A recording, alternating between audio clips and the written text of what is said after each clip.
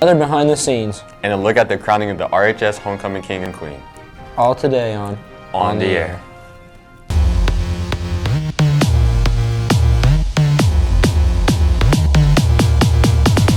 One, two, three.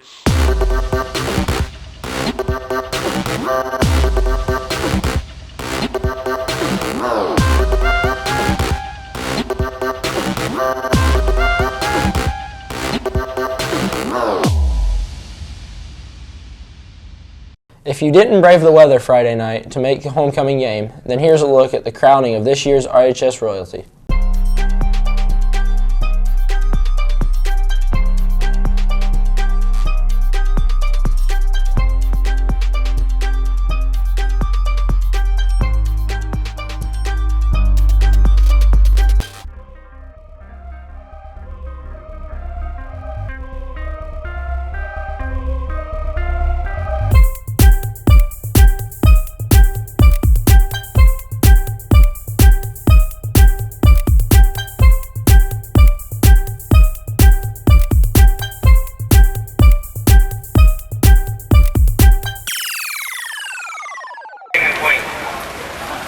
The 2015 homecoming king is round 3.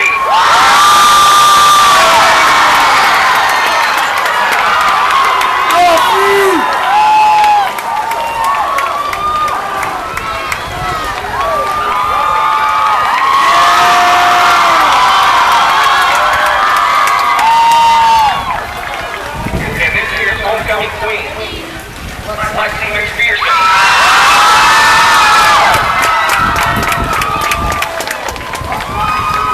Congratulations, Ralph and Lexi.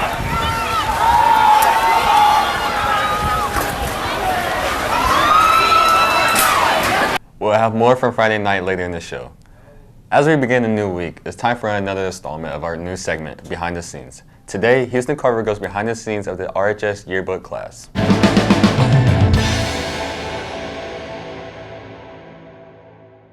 You may have been wondering what the pioneering class is like. Well, we discovered what it's like. We went behind the scenes with Mr. Gabbard and his students to talk about the pioneering.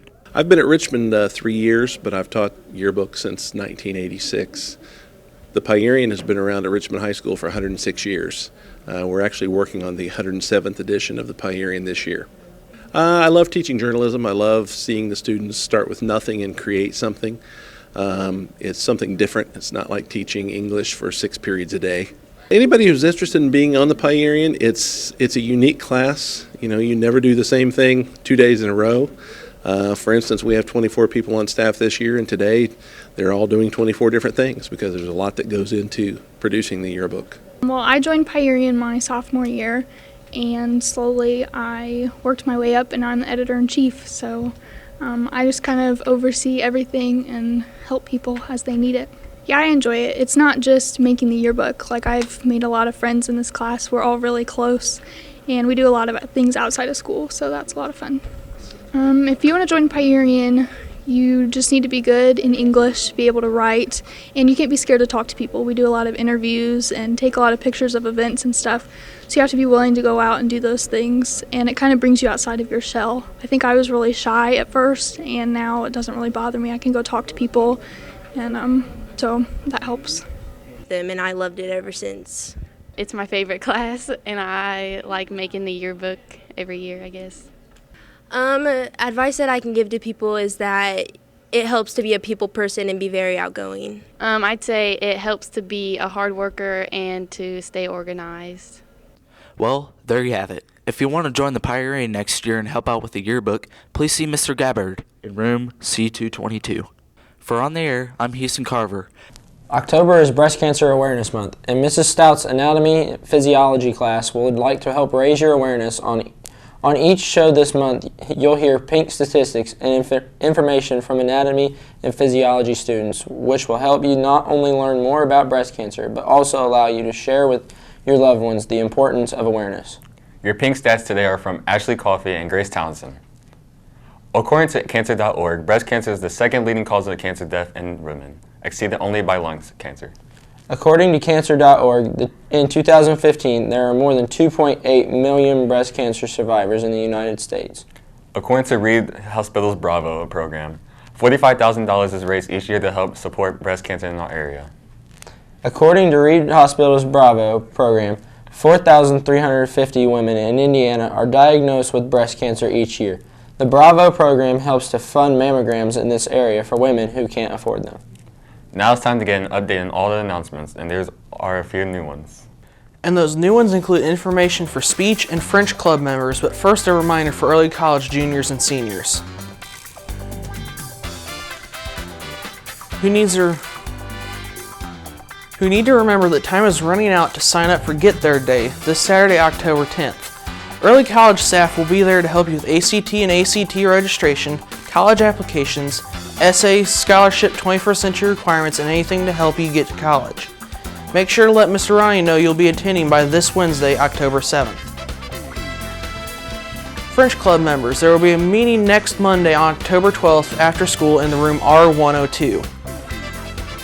And for any speech members whose parents could not attend the meeting last week, you need to stop by Mr. Swango's room to pick up a packet containing information on dues, emergency forms, and the season schedule.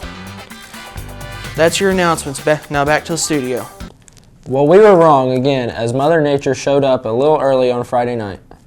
After the rain got here earlier than expected Friday night, it created a wet start to the weekend. But this week it should be much nicer. We'll be back in the 70s for most of the week with sunny skies today and highs in mid to upper 70s.